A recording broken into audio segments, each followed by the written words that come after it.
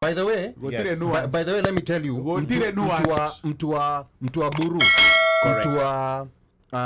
mtua let's even say doni, mtua umo, like they will not be able to culturally, yes. you know, because Nairobi was very, even within those segmented. It was very extremely segmented. You know, like California, Biafra, Isli, Majengo, Ziwa. I would put also yes. Ziwa. They had there was a little subculture. Correct. You know, around there. Hata ukisikia Kiswahili kina jua kali wanaongea, yes. kina nonini wanaongea, yes. you know, haina ile aggressiveness. Yeah, this other side of Islando.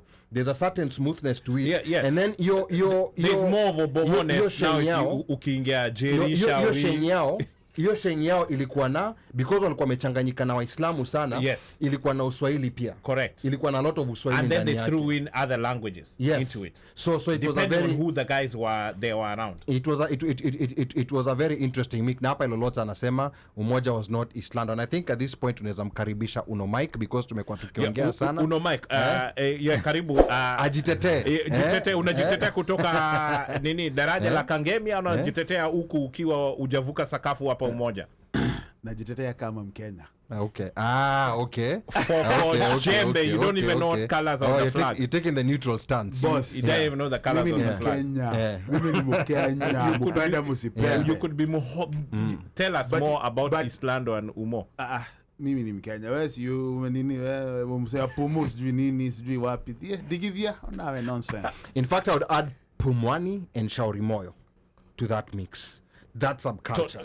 Yes. That subculture. That whole area. Yes. But you see, when you hit Ziwa and you hit Majengo, Pumu is already included. Yes, Pumu is already included. So is Isili and so is Caliph. Okay. Tuwafunze hao watu kuhusu. It's all one WhatsApp group. And then uvuke hapa, then now you shuka now Bama. Yeah. And you know once you shuka Bama, now you're getting into Ololo. And then you start now. Yeah, sa Ololo hapo umeingia sa different territory sasa. Sindio, but you see what hii kuvuka Bama ndio inakungisha into Ololo. Yeah, hapo karibu na City Stadium sasa. Yeah, once you shaenda hapo nini Mtumba, you're in. Yeah, okay. Once Slam mezusha hapa. Anyway, I was going to go back kidogo. And I think most have seen the interview, whatever Nonini posted, I think a few days back once Genge was added. Correct. In the terms of genesis of Genge. Yes. Because for a long time ilikuwa inaitwa local. Yeah, local. Yeah. Local artists, local music. Yeah. That's what we always knew it as. Yeah, but at one point people were like, okay, then we don't want it to be called local, let's give it a name. Yeah. And no one came up with a name. Absolutely. Hata hao Ted Josiah, in as much as they wanted to distinguish and differentiate themselves from which I understand, you know, because you mnacheza muziki za kina Ali, you know, ile wa mababi, alafu kuna maumbo kina Lolota Ololo nini. Miss kwa babi kwa the priest. Mimi nilikuwa kote. Ulikuwa Mkenya? Zizi. Miss kwa Mkenya. He was not Mkenya. He was a chap of Magadi. Magadi. Yeah, chap of Magadi. Mjukuu Masai. Hapo basi. So the genesis was that. Yeah. And of course, you know, as you have it, and Nonini and Jokali have said it at one point, wanabangaiza tu, they're like, you know, let's just call it Genge, you know, Genge la watu. You know, it's music for the people, music for the masses. Yes. You know, now, and Genge picked up, ikaanza kuitwa Genge. Yep. And right? It's stuck. And it stuck.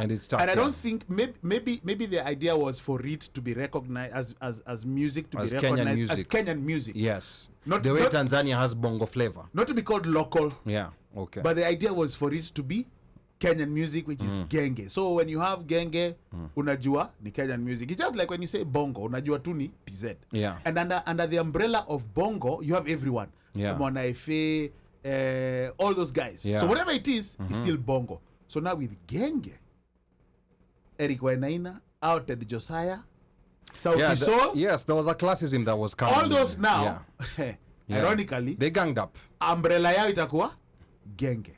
Unless they ingia under Afropop. Yeah, but but coming out of Kenya, No, the yeah. umbrella under which Yes. they will be identified Correct. is going to Is be Genge. Genge Yes. at this That point. is it. At this Yeah. point. Yeah. And Omosh is right. There's so much music, and we're going to listen to a few snippets from Muzi, who I would have loved for him to be here. Who's this music guy? Muzi Wananjero of Jabali Jabali Africa. Africa. Ata ololo, elolotsa. Gabia Kangora.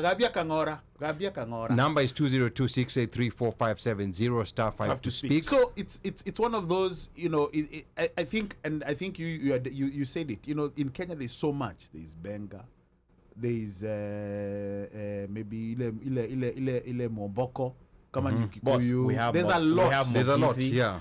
I mean, Yes, a lot. You know, Yeah. and, Yes, and Ohangla, like there's yes. a lot. But I Jesus. think Elolota pointed it out, and I think some guys have said it. I think the validity of the Grammys in Aisha, in Adidimi, it's just flickering away. So that's why they're now trying to, like... Come now, They have to be because it's a inclusive. new Yeah. source. They Remember, have to be inclusive. remember when Red Sun signed a contract with what with was Sony. It was a big thing. Yeah, it was a big deal. Whereas most artists here on this side of the whatever the ocean, many of them wametoka huko. Hizo labels are independent. They're. But there was an interesting comment that came on the Breakfast Club, the radio show that's hosted by Charlamagne the God and DJ Envy. They had a very interesting take, which I had never thought of it that way. They were saying, they're basically saying that hip hop is currently dead. And part of the reasons they're giving why hip hop is dead is because they said all these artists, first of all, artists stop thinking that they need mentorship because of all these new platforms that had come out. People thought that they could stream their way to success. They no longer do radio. They no longer, and they were saying on the contrary, Afrobeat that's so successful, Afrobeat artists still see the importance of radio. They still do radio. They still, do those things. The that hip-hop appearances. artists, the appearances Yeah, that hip-hop the artists used to do a interviews. long time ago, and they're the ones who are seeing success right now. Yeah, but you see, okay, I'll say this. Waafrika sana sana ni watu wa radio. Can we agree that? like even mashinani. I think you're right. No, I think we you're are right. radio people. Yes. I think you're right. But Whether they do it's radio TV, even But when there's they another come here side to the this. But US. Yes. keep going. I'll hit you with the other side. Yeah. We are radio people, right? So now, another thing is when it comes to, I think artists here, their idea of, I think for a long time, in order for you to have made it, you needed to be signed to a label.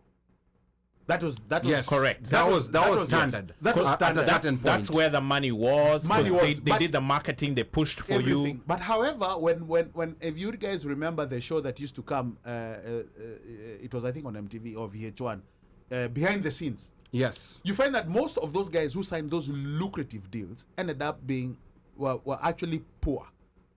Their songs are playing. They are making They're on hits. rotation. Yeah. They're making hits, right? Maybe albums are selling or whatever you want.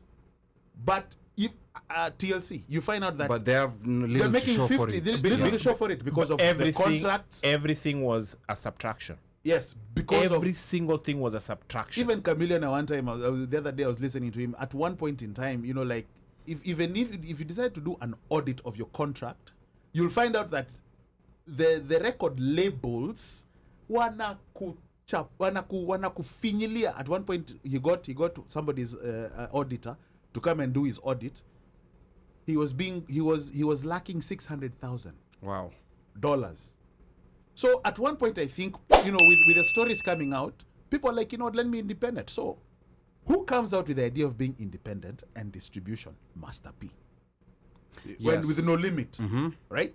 Yeah. All he told them was, I want a distribution deal. Yeah. You can take 15%, I'll take 85%. Yeah. Wapende wasipende, akaanza kupewa this, but ultimately what I ended up doing, he was given a distribution deal. And I think some of those independent deals work well for artists who are very successful. That's like a small percentage, but I think we live in a world where like we've been transitioning from those labels to independence, and I think people have not, there's some people who've not figured out the right balance.